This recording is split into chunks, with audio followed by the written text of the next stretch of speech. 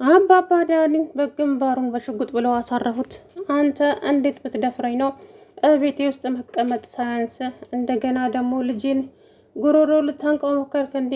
እንዲህ ናና ዘራፍ ወንዶ ብለው እንግዲህ አባባ ዋጋውን አሳዩት ማለት ነው ለዳኒ።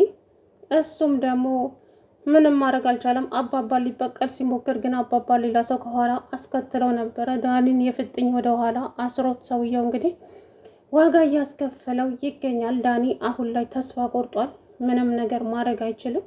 በዛ ላይ ደግሞ እንዴት ሚስቴ ሊቀማኝ፣ እኔ ብዙ አመት የለፋውባት ፍቅረኛ ሊቀማኝ ነው ይሄ ማይረባ እያለ እንግዲህ ዳኒ በጣም እየፎከረ ነገር ግን ሀሳቡ ሁሉ ምንም ሊሳካ ስላልቻለ እሱ 4 ሚሊዮን ብር ጠብቆ ነበረ። እንኳን 4 ሚሊዮን ብር 4 ብርም ሊያገኝ አልቻለም። በዚህ አጋጣሚ ተስፋ በመቁረጥ እንግዲህ እንዴት እኔ ላይ ይጫወትብኛል፣ ይህን ሰውዬማ አልለቀውም፣ ዋጋ አስከፍለዋለሁ እያለ እንግዲህ ሲፎክር አባባም ሰርታ አበላም እንዴ አንተ ያልሰራው ገንዘብ እንኳን 4 ሚሊዮን ብር 4 ብር ራሱ ቤት ድረስ ሊመጣልህ አይችልም። በራስህ ሰርተ ጥረህ ግረህ ነው እንጂ እንደዚሁ ሳታስብ ኬት ይመጣልሃል ገንዘብ አሉት። አባባ በጣም ተናደው እንግዲህ አንተማ ልጄን እንደዚህ አድርገህ የሚለቅ መስሎ ነበር እንዴ ሲሉ እንግዲህ ሽጉጥ አነሱና ግንባሩን ብለው ገላገሉት። ኤደንም አፏን ከፍታ ቀረች። እንዴት አባዬ ባሌን እንዴት እንደዚህ ታደርግብኛለህ ፍቅረኛዬን ምናምን ስትለው ይሄ እንኳን ላንቺ ለራሱም የማይሆን ሰው ነው። በጊዜ የራስሽን ህይወት ኑሪ የኔ ልጅ፣ ይሄ ላንቺ አይሆንሽም አሏት አባባ። ከዛ በኋላ ኤደን በጣም ተናደደችና ዳኒ ምንድን ነው ያደረግከው? እኔ እኮ የሆነ ግልጽ ያልሆነልኝ እውነታ አለ፣ ምንድን ነው እሱ ንገረኝ ስትለውም እሱ መናገር አልፈለገም። ካሊብ እንግዲህ ዳኒ ማን ነው አባባ አንተ እንዴት ብትደፍረኝ ነው ልጄ ላይ እጅህን ያነሳኸው? አንተ የማትረባ ለእያንዳንዱ ነገር አሁን ዋጋ አስከፍልሃለሁ ሲሉ እንግዲህ አባባ ሽጉጣቸውን አመጡና ግንባሩን አሉት። ከዛም አባባ ላይ እጁን ሊያነሳ ሲል አባባ ሌላ ሰው አስከትለው ነበረ። እሱ መጣና አርፈ የማትቀመጥ ከሆነ ከዚህ የሚከተል የከፋ ነገር ነው። ደግሞ አታፍርም እንዴ ባለጌ፣ የሰው ሚስት ስታማግጥ ከርመ እንደገና ደግሞ ሽማግሌው ላይ አፍን ለመክፈት ትሞክራለህ እንዴ? ምን አይነት ባለጌ ሰው ነህ ካለው ሰውየው። ከዛ አንተ ምን አገባህ ምን ቤት ነህ ሲለው እንዴት አያገባኝም፣ ምን አይነት አስተሳሰብና ምን አይነት ብልግና ቢኖርክ ነው ሰውየውን ሚስት ማማገጥ ሳያንስ እንደገና ደግሞ ሰውየውን 4 ሚሊዮን ብር ለመዝረፍ ሙከራ ታደርጋለህ እንዴ? ምን ጎድነህ ሲለው ሰውየውም እንግዲህ ዳኒ አሁን እንግዲህ በአባባ ቁጥጥር ስር ይገኛል።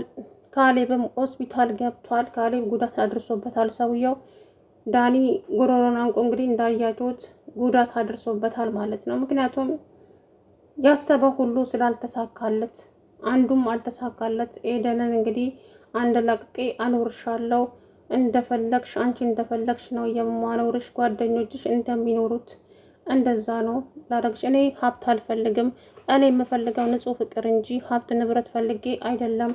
ሀብት ንብረት ፈልግ ኖሮማ ቆይቼ ነበር፣ ይሄኔ የልጆች እናት ሆን ነበረ። ግን አንተ ፍቅር ስላበለጠብኝ ነበረ ወደ አንተ ያደላሁት። አንተ ግን እድሜንም ጊዜንም ሁሉ ነገሬንም ብልትን ያደረገው ዳኒ መቼም ይቅር አልልህም ስትል እንግዲህ እሷም በጣም ተናዳ ተናገረች ማለት ነው። አባባም እንግዲህ አንተ እንዴት ብትደፍረኝ ነው? እኔ እኮ ጉድህን ይዤ ጉድህን ተሸክሜ ነው ቤቴ ውስጥ ያኖርኩ። ካሌብ የማያውቃቸው በጣም ብዙ ጉዶች አሉ። ምን አይነት ብልግና ነው? ምን አይነት ስርዓት ቢኖርክ ነው አንተ ልጄ ላይ እጅህን ያነሳኸው? እኔ ማን እንደሆንኩ አላወቅም እንዴ ሲሉ እንግዲህ አባባ በንዴት በጣም ተናገሩት ማለት ነው ልጁ። እሱም ደግሞ መጀመሪያ ልጅህን አሳርፍልኝ፣ ከሚስቴ ላይ አይኑን ይንቀል፣ ዞር በል ሚስት አትበል። የትኛው ነች አንተ ሚስት? ደግሞ አታፍርም እንዴ ሚስቴ ስትል? ባለጌ ሚስቴ ትላለህ እንዴ አንተ?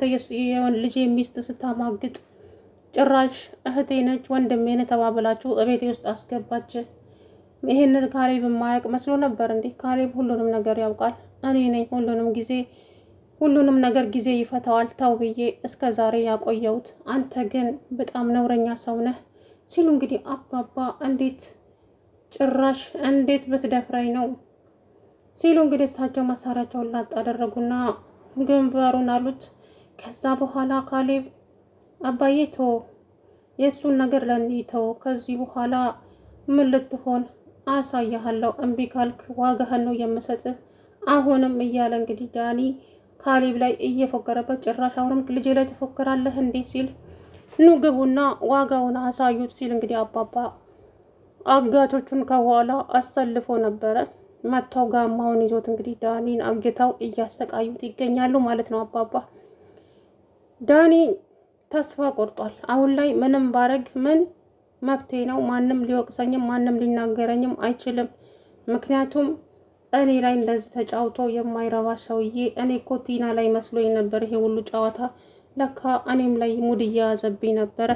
ስለዚህ እኔማ አልለቀውም፣ ዋጋ አስከፍለዋለሁ ለእያንዳንዱ ነገር እያለ እንግዲህ ዳኒቾ ፉከራውን ቢቀጥልም ያሰበው ሁሉ አልተሳካም። ኤደንንም ከዚህ በኋላ እኔና አንቺ አብረን ላይ መኖር አንችልም፣ የራስሽ ጉዳይ ነው አላት። ቲናንም እንደዛው። ቲና እኔ እኮ ላንተ ብዬ ነው ይሄ ሁሉ መስዋዕት እየከፈልኩ ያለሁት፣ አንተ ግን ለምንድን ነው የማትረዳኝ? ቆይ እኔ ምን ባረግልህ ነው እኔን የምትረዳኝ ስትለው፣ ምንም ብታረግልኝ አልረዳሽም። ሲጀመር አንቺ ነሽ እዚህ ሁሉ ጣጣ ውስጥ ከተትሽኝ። አንቺን ማዳመጤ ነው፣ አንቺን መከተሌ ነው ይሄ ሁሉ አበሳ ያመጣብኝ እንጂ የራሴን ሀሳብና የራሴን ስሜት ብከተል ኖሮ መቼ እዚህ ውስጥ ገባ ነበረ እያለ እንግዲህ ሁለቱም ተዋወቃቀሱ። እኔ እኮ ካሌብ ምንም አድርጎኝ አይደለም ለአንተ ስል ነው ግን ይሄ ሁሉ መስዋዕት እየከፈልኩ ያለሁት ስትል እሷም በጣም ተናደደች። ከዛ ካሌብ መኝታ ቤት ገብታ የሆነ ሻንጣ ውስጥ ፋይሎች ስትበረበር ትሁት መጣችና መንቅራ አስወጣቻት። አልወጣም ብላ በሩን ዘግታ ቆመች። ነይ ውጭ ባክሽን፣ ትሁት የምትፈራሽ መሰለሽ እንደ ብላ ትሁት አሽቀንጥራ ወጣቻት። አንተም ናውጣ ሌቦች፣ አንዱ አይሳካ ስላችሁ በአንዱ ትመጣላችሁ። አረ እናንተ እፈሩ፣ ምን አይነት ብልግና ነው ስትላቸው እንግዲህ ትሁትዬ ሰላም ውድነት የተከበራችሁ የተስፋ ቻናል ቤተሰቦች እንዴት ናችሁ? ደህና ናችሁ ወይ? ደህና ነኝ። አባባ እንግዲህ በንዴትም በቁጭትም በጸጸትም ኃይላቸውን ገለጹ ማለት ነው። ምክንያቱም እኔ እስከ ዛሬ ድረስ ዝም ያልኩት ከዛሬ ነገ ይሻላል በማለት ነበረ። አንተ ግን ምን አይነት ብልግና ነው፣ ምን አይነት ነውረኛ ነህ ሲሉ እንግዲህ ዳኒ ላይ ስሜታቸውን ገለጹ ማለት ነው። ጭራሽ ልጄ ላይ እንዴት ነው እጅን የምታነሳው? ምን አይነት ብልግና ነው? ምን አይነት አስተዳደግ ነው? እኔ እኮ ከነጉድህ ነበር እዚህ ቤቱ ተሸክሜ ያኖርኩህ። አንተ ግን እምቢ ብለሃል። ከዚህ በኋላ ግን አንተንም ምንም የምልበት ምንም ምክንያት የለኝም ሲሉ አባባ በጣም ተናደው ተናገሩ ማለት ነው። ከዛ በኋላ ዳኒ አባዬ እኔን እንዴት ታታልለኛለህ? እኔ ቃቃ መጫወቻ መሰልኩህ እንዴ? እንዴት 4 ሚሊዮን ብር አበደረኝ፣ ብድር እንጂ ስጦታ ስጠኝ አላልኩህም? እንዴት ነው እኔ ላይ የተጫወትክብኝ? ጭራሽ ሞድ ይዘህ 10 ብር ትሰጠኛለህ እንዴ? ቆይ ለምን? ምን አድርጌህ ነው? ያደረከውንማ ራስህ ታውቀዋለህ። ሲመስልህ ምን ነህ? ምንድን ነህ ብዬ ነው ለአንተ 4 ሚሊዮን ብር የምሰጥህ? እንኳን ይሄ በሚሊዮን በ00 የሚቆጠር ገንዘብ ይቅርና እኔ ላንተ 400 ብር ያለ ምንም ምክንያት አልሰጥህም። ዳኒ እንግዲህ ቁርጥህን እወቅና እረፈው።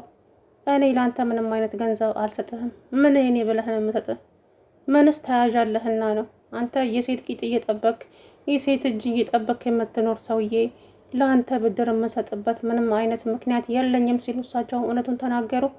ይሄ ንግግሩ እንግዲህ በጣም አናዶት፣ ይህን ሰውዬማ ከዚህ በኋላ ምንም አራራለትም፣ እንደዚህ እንደቀለደብኝና እንደተጫወተብኝ አንገቱን ብዬ ነው የምገላግለው እያለ እንግዲህ በጣም ተናዶ እየተናገረ ነበረ። ከዛ በኋላ ትሁት ተረጋጋ ዳኒ፣ ሲጀመር የሰው ገንዘብ እኮ የሰው ነው፣ ቢመጣም በረከት የለውም። በራስ ጥረህ ግራ ያመጣው ነገር ነው የሚበረክተው።